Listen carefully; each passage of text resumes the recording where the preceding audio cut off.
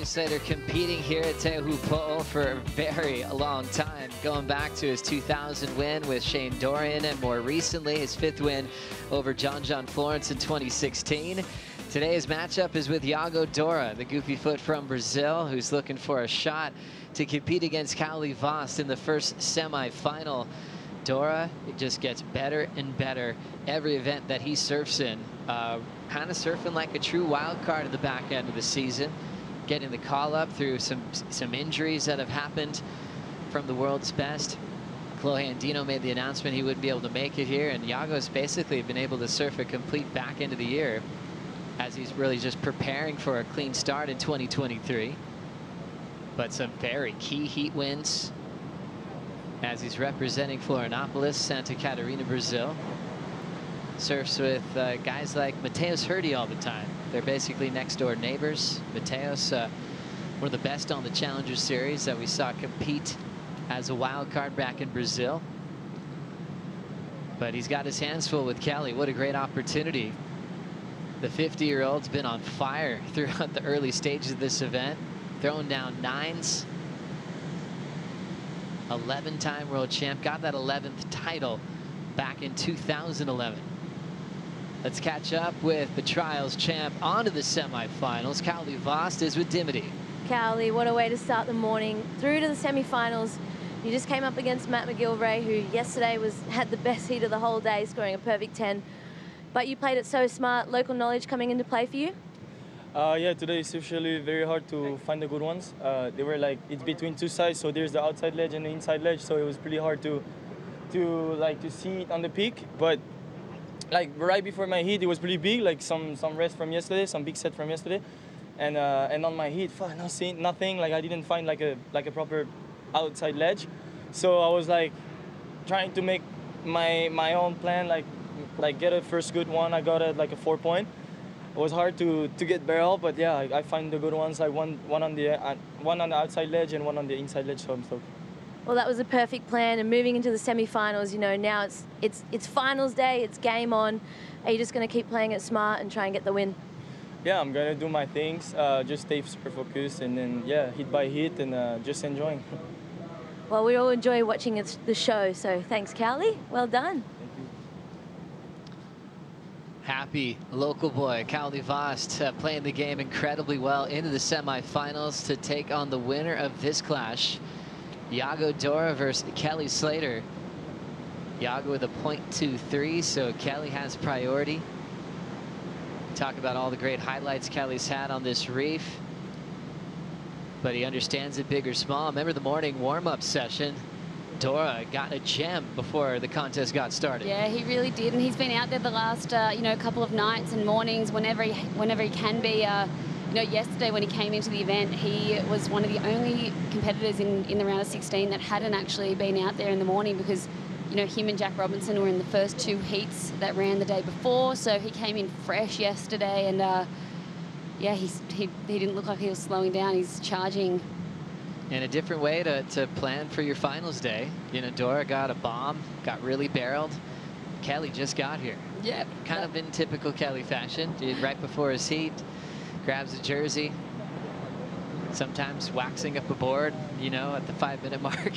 For sure, and we know Kelly doesn't like his mornings, but yesterday morning he was, we saw him do some magic in the morning. So, on that new board, he literally stuck the grip pad on in the channel, felt it under his arm, and was like, yeah, this is the board I'm going to ride today. Let's just whack a grip on and go get a couple of excellent scoring rides. I think he's a bit of a night owl, too. His mind's always going. He joked in the early parts of his career, he'd be like, I stayed up till 2 in the morning working on fin design. Yeah. He's just so hooked on improving boards and equipment. Made sense that he started his own surfboard company and gets to call up all of his favorite shapers to put all his designs in his mind to real life. And you look at the evolution of his boards that he's ridden here. He's been coming here for so many years, and we saw those longer boards back in the day, and then now he looks like he's just riding shorter but foamier boards. So always evolving those designs, and so cool. Deep Stats powered by Hydro Flask. These two just in their second meeting. Their only matchup they had before was at Pipeline. Kelly had a 9.93 in that heat and got the victory over Yago Dora. So now it's time for Yago to look to even things up. And kind of cool that their second matchup is at another crazy barreling wave. This version here in Tahiti. And it's a quarterfinal matchup as Yago's been on a roll in quarters lately.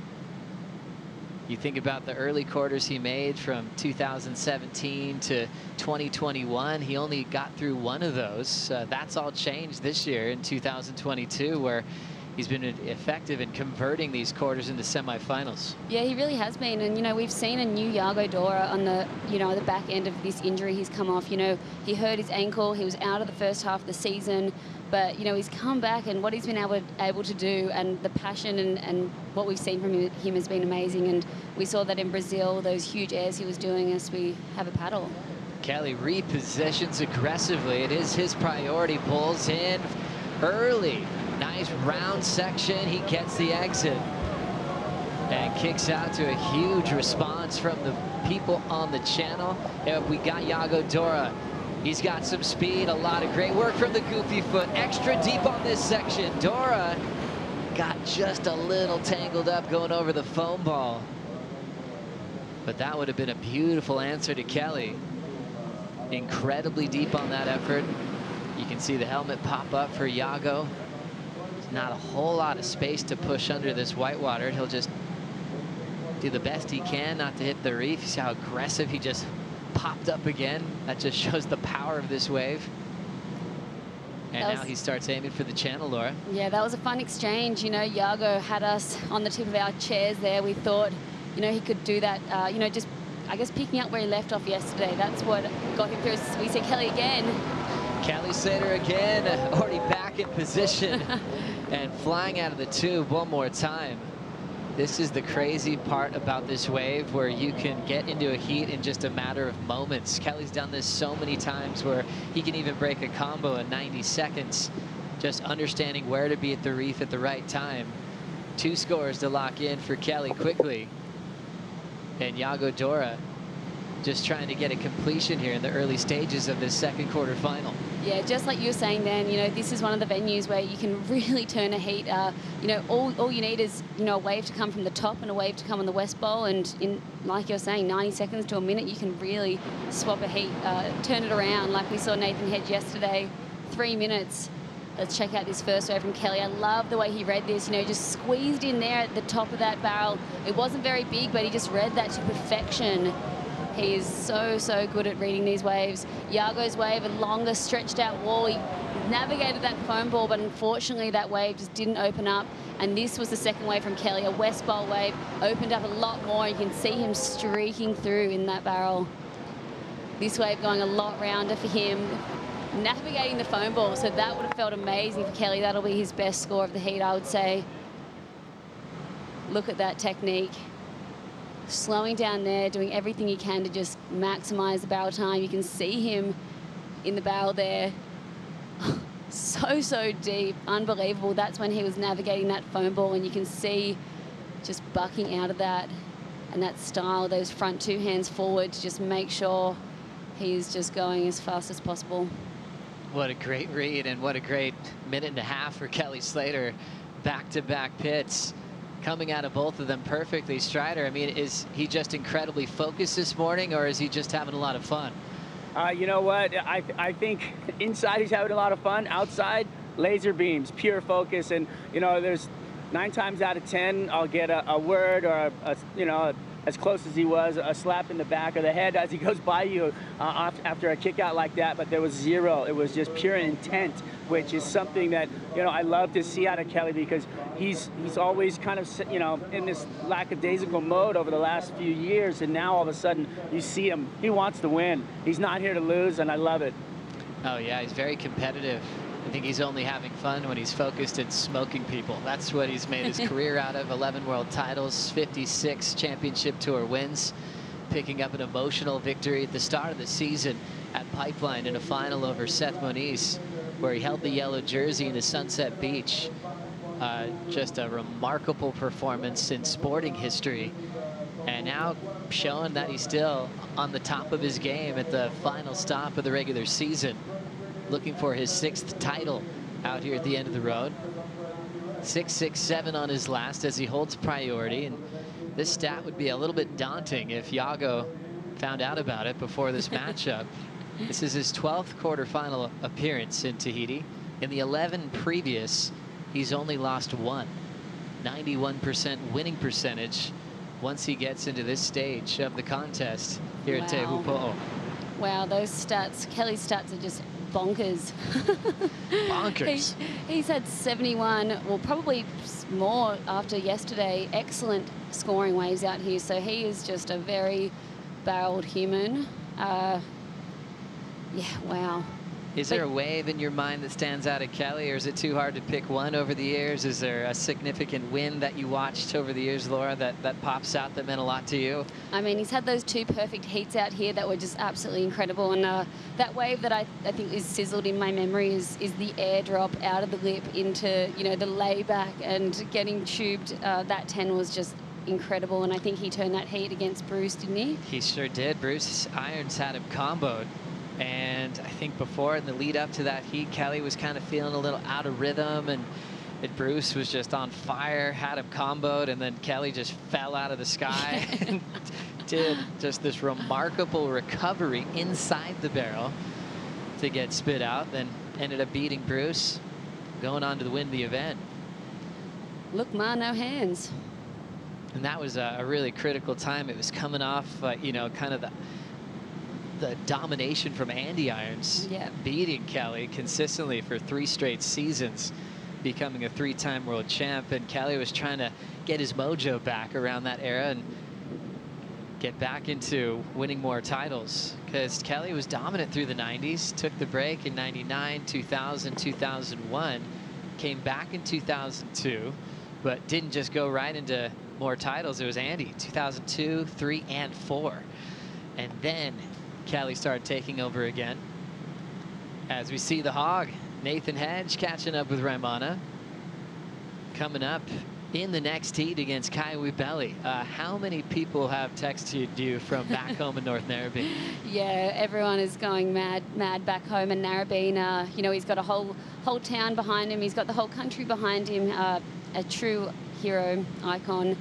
Hedgie, you know, he even, like a lot of the Narrabeen guys were saying, for anyone that was throwing shade or sort of doubting his position in this event, he just came out and just showed the world exactly why he deserves to be here. He's had multiple 10-point rides in the past. He's been so dominant at this venue, and to see what he did yesterday, taking down number 1 and 2 in the world back to back, was just really cool. So phenomenal. Let's celebrate a South African season in 2022. What a hero. Matthew McGillivray is hanging out with Dimity. Well, Matt, it's hard to back up a day like yesterday. You got a perfect 10. Did you manage to get any sleep last night?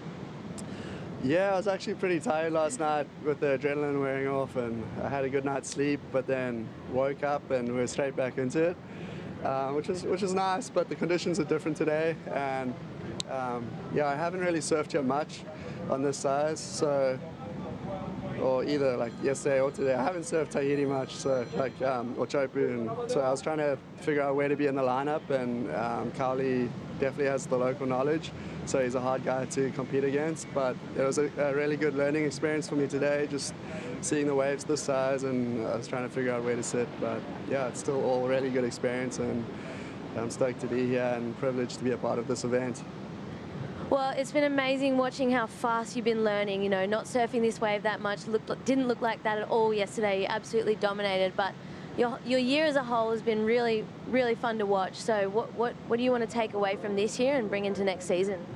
I feel like I've just been finding my confidence. Yeah, there's so much I've learned. It's hard to like break it down into one thing. There's been so many lessons, and it's been a crazy journey. I was messaging Botsy yesterday, and he was like, just remember like where you started and remember the journey you've been through now. And yeah, I want to take that experience and work hard in the off season now, and start off next year a leg up, and hopefully all cylinders firing. But yeah, super excited. Well, enjoy the rest of your Tahiti trip. We're in paradise, and Look forward to seeing you next year. Thank you, guys. Thank you so much, Dimity. What a great catch-up with Matthew McGillivray. He mentioned Botsy, that's J. Bottle Thompson, former tour competitor, but that's Maddie's coach, famous coach that coached him, Morgan Siblick, Liam O'Brien, and really a good guy to put everything into perspective after finishing an incredible year on tour. Yeah, I've got goosebumps. That was such an amazing interview, and you know what we're about to go into is a big off-season for a lot of these competitors. We've got obviously the Rip Curl WSL Finals coming up next month. We're going to have to decompress and get ready for that. But then for all the surfers, the tour surfers that didn't make it into the Final Five, they are on vacay or off-season. So, you know, time to reflect on this huge, huge year. It's been a wild schedule, so many events, and for someone like Maddie McGillivray, just the ups and downs, and you know, just learning. I guess everyone on tour is just going to keep evolving and bringing a new something to next year. See you red, baby. Eric Logan on the beach marshal responsibilities, the CEO of the World Surf League. My daughter picked out these pink trunks for 11. Nice thing to wear. The pink ones? Pink out of nose. Oh, I love those. Pink's her favorite color. What's your daughter's name? Summer Leilani. Beautiful name. Summer Leilani, people. The Hog, such a proud father, and had his baby girl pick out the trunks for him for finals day. As we go into live action, Kelly's first fall of the morning. Kelly had a 5.33 as his low score. He probably saw something in that wave where he saw improvement on. Only reason Kelly would have made a move on that wave, see an improvement to make sure that he move on to the semifinal. Yeah, a bit of a mistake there for Kelly, but you know, he obviously saw something like you're saying, maybe thinking that would have opened up more and gone into that west bowl to give him a nice long ride. I think what he's going to be looking for today is, you know, and what he's going to be so good at today is picking those waves that look like a tight barrel at the start, then they'll grow and just turn into something special at the end. Kelly Slater with a 6.67 and a 5.33 has Yago Dora comboed, needing to break down a 12-point total as we head into the back half of the quarterfinal matchup. Back for more on finals day. Rush back. Let's go to 2016 here as we watch Kelly Slater pick up what was his 55th win of his career at the time. And he always had dreams of getting matchups with John Florence. He wanted them to happen at Pipe. Got that in a final, wanted it to happen here in Tahiti. He's had that multiple times, the semifinal in 2014, and then the final on finals day in 2016 to take out the title once again. His 5th victory here at the Tahiti Pro. That crazy backhand tube stall, one of the best in the business, has been doing it for a very long period of time. And these wins, I feel like, Laura, in the later stages of his career, just meaning so much more to him, because they're not as easy to get. Yago Dora now setting up a stretched out wall. The red jersey bright through the lip of the tube, but somehow it clamps down on the Brazilian. He had a jump start on that with a lot of speed. That was the comeback he was hoping for. Caio applauding that performance and just settling down a bit, as he was pretty thrilled when he heard that he was matched up with Nathan Hedge yesterday afternoon. He was. Those guys have been friends for a long time. Caio saying that his first time going to a QS in Portugal, Hedgie, he didn't have anywhere to stay, and Hedgie was like, come stay with me. And he said it was a trip of a lifetime to be able to learn from him. As we see Yago, he tried his absolute hardest. You could see the helmet almost punching through at the end there. So much speed, riding that foam ball, and you could see him right at the end there. You thought he was going to punch through. Unable to, but that would have been a big score. I think we need to go to the channel perspective to see what happened to Yago Dora. Strider, what'd you see? Well, just looking at the waves and what's playing out right now, you're kind of in between sizes, right? We've got that outside ledge being missed, just a little bit too big to make it through to the inside ledge, so it's kind of got that runoff into a flappy part of the end of the wave, which right at the end of the wave is where he got caught and stuck on the foam ball, and when it squeezes down like that, it's so hard to push through. And unfortunately, he just got swept out from underneath him. So this got a picking. The right wave is so key today, and there's not a lot of them out on the outside ledge. So I'd say moving to that inside ledge like Kaole did, but that backup score, that's the way to go. Good manoirs, great read from the channel. Dora 133 on the effort, still comboed. 12-point total, and being comboed means you need 2 new waves because Kelly's got a 6.67 and a 5.33. When you see here a 12-point combo, that's not too scary, especially here at this venue where things can turn around in a very short period of time. For sure, and I mean, you know, thinking about yesterday and how these surfers are going to have to adjust and change, you know, just everything really about their competitive strategy. Yesterday it was really about waiting and, you know, just picking those bigger waves and or just finding those, sitting on the outside ledge, I guess. So that's going to be the difficulty of today, deciding where to sit, when to you know, make that run in, and it's just going to be about rhythm and feel, I think. Talk about rhythm all the time in pro surfing, and there's a rhythm to the ocean. Yep. That's what makes these athletes so incredible. You can talk about swell and forecasting and weather, what the size of the wave should be like, but every heat's different. Every wave you take off on is different. You've got to be in the moment and react and keep a very calm mind and trust your instincts. For sure, and we saw that yesterday with Kanoa Igarashi. You know, he, in one of the most pressure-cooked moments of his career, it came down to the wire, and, you know, 2 minutes to go, we were doubting, is that wave going to come through? Is this moment going to happen for him? Is he going to have an opportunity? And it did, and that's just, you know, it's the ocean. We're working with the ocean here. We can't control it, and we just have to feel it out as best as we can. And I feel like that is what makes Kelly so special. We've seen him over and over again just move down the beach somewhere at a break and just splash the water, and next minute a wave is coming through, and you just feel like, do you have a special mobile phone that you call Huey? And but it's amazing to see, and I feel like those moments throughout, you know, especially at Pipe this year, that one wave that he got against Barron to get through that heat really set him up to win that. Kelly in motion, dropped to the bottom of a wave, even a smaller section there, still goes below sea level. He'll get caught for the second time in the matchup. And now it's Yago's turn. More open wall here. A couple of big drives. This one's wide open. Dora turning in his best numbers so far. He's back in it now. That was a mistake for Kelly to go that first wave. He would have watched that second wave and been kicking himself. That was much more wide open for Yago. One of the better sets. Kelly's wave, unfortunately, just pinching and shutting down there and not giving him any opportunity. And I think for Dora, he doesn't want to repeat himself on these waves where he's been getting clamped on multiple decisions. He had a great read, kept his speed up to come out the other end. Let's take another look here. Yes, this was Kelly. Yago, you know, had a paddle there and sold him into this one. Kelly obviously not realizing the wave behind was going to open up more. That one just pinching and going not round. This one right behind it opened up perfectly, spat him into the channel. So that'll be Yago's best number for sure, and a tough one for Kelly to see. First wave of the Kelly had the front row seats. What'd you see, Laura? Yeah, no, amazing read on this. You know, Yago's super deep.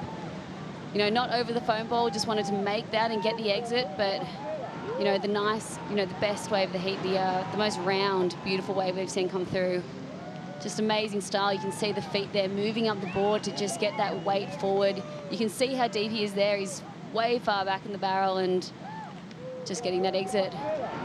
Another one setting up for Yago Dora. Nice slip into a big cave. And Dora will celebrate. We talk about a quick turnaround that you can get here at Teahupo'o. And we're seeing that live from the Brazilian Goofy Foot. That one had a lot more size in his wave before. He's got a couple of important scores locking in. What did we just see there? That wave from Kelly that he went, that first wave of the set, he just handed all the rhythm back to Yago Dora. And just like we've been talking about, a minute and a half, 90 seconds, that's how quick it is for a heat to change out here. And, you know, Kelly will be knowing that. He'll be kicking himself. He'll just say, why did I go that first wave of the set? But Yago capitalizing on that mistake and will potentially find himself in the lead. Yago's doing such a great job in the back end of the season. He's been the danger man for a lot of people that are expected to win high up on the rankings. Now he's got Kelly, and the rhythm is certainly turned around. Back-to-back makes for Yago Dora as we take another look. Yeah, this wave, it just had that more of that West Bowl feel. It opened up, it was super nice and round. bigger set as well. It was on that outside ledge, and Yago just stalling at the start there, and all he had to do was ride that wave and make it. It was the biggest wave of the heat, and just absolutely beautiful. Slowing down the takeoff, Laura. Just, you know, picturesque style there by Yago, standing tall there and getting the pump. You know, he probably will look back at that and think, could I have slowed down a little bit more? But look how far back he is there. It was wide open. You know, this wave wasn't going to pinch at all, and he just had to ride it. That's exactly what he wanted to do against Kelly. Not afraid to show you how he's feeling. A nice round pit for Yago Dora to get himself back into this heat. His wave previous, a 6.27. Waiting for another one to factor in. Strider, we can only imagine how frustrated Kelly might be seeing this heat just completely turned around with rhythm.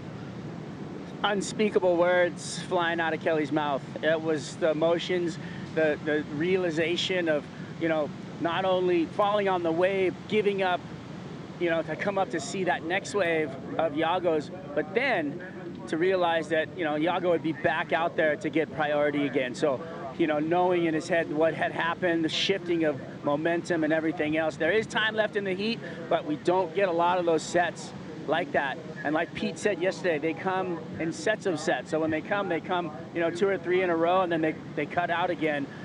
Hopefully for Kelly, there's another one of those sets, because that was a brutal mistake by Kelly, and it's uncharacteristic, but it happens. And right now, Yago's sitting in the driver's seat. Kelly out the back with priority, though. Good man was 6.27, then to a 7.83 for Yago Dora. Kelly with priority needs a 7.44 with 4:50 on the clock. And Laura, you identified the moment, took that wave early. Maybe it was that sell from Yago Dora, which would be so impressive with all the experience Kelly has over Dora, you know, picking the right waves out here. And that put Yago in the rhythm of the ocean. Back-to-back keepers. The 7.83 is the best of the heat so far. Yeah, it's crazy to just see that all unfold, and, you know, Kelly obviously knowing that, Strider saying unspeakable words coming out of the mouth, which doesn't happen too often for Kelly. He can usually keep his composure, but he knows right now that he made a mistake by getting sold into that first one, and that's what makes this venue so exciting, but also so hard, because on a day like today, you know, he probably didn't think there was going to be a 2-wave set. There hasn't been many 2-wave sets this morning. But, yeah. It's amazing how the mood can shift. Kelly, you know, he has a spiritual connection to competition and results. And when things start going his way, he feels like it's related to his life when everything's in place. He did say he was feeling something special happening here in Tahiti. And now maybe letting out some anger to fire himself up, to compete, to try to pull off some heroics with 3:30 to go. I don't think we can count how many times he's done that in his long career. Getting a buzzer beater that made the difference. I mean, going back to the start of the season, never forget the heat with Baron Mamiya. Yes. With time ticking away, and that just set off everything for him to go all the way to the podium. He likes moments like that. He thrives off them.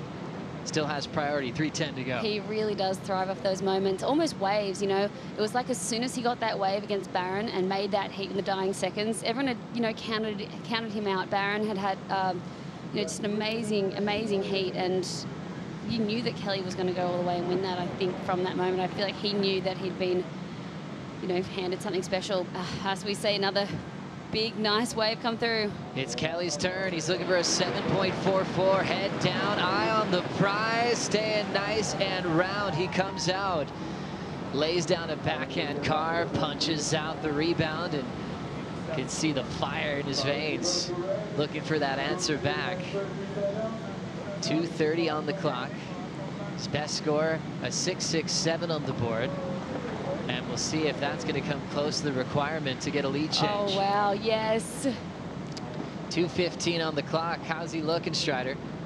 Looking good. He's psyching out. He's paddling through. He wants more. He's definitely questioning the score. Did I get it? Did I feel it? You know, it's all upstairs right now with the judges, and he's going to just paddle back out and get into position, try and find another wave. But, you know, there's the call of whether or not you get a score right now. Was he deep enough? Is he on the wall, you know, critically enough? Was he in a position behind the lip long enough? Though those are all the things, that the elements of the judging criteria that is playing in for their decision.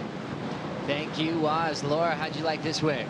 Yeah, amazing to see the water angle of that one. I feel like Kelly probably would have hoped to have, you know, had a bit more time on that foam ball to really say to the judges, that's the score. It's going to be a hard one. I feel like it could be right there, but because there was no, you know, big moment over the foam ball, it might just go under. But, you know, it was a really well-served wave.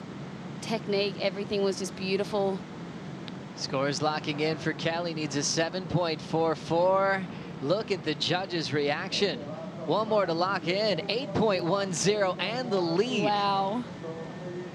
Yago now has a minute to find a 6.95.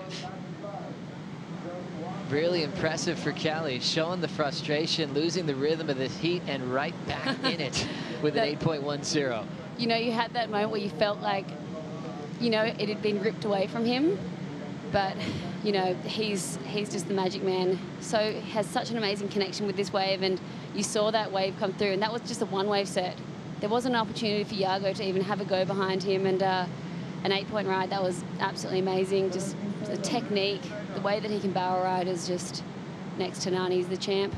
The positioning that he has to max out the tube time, and he lucked into a very hollow section and rode it so incredibly well. 15 seconds, keeping our eyes on the horizon for Yago Dora, chasing a 6.95.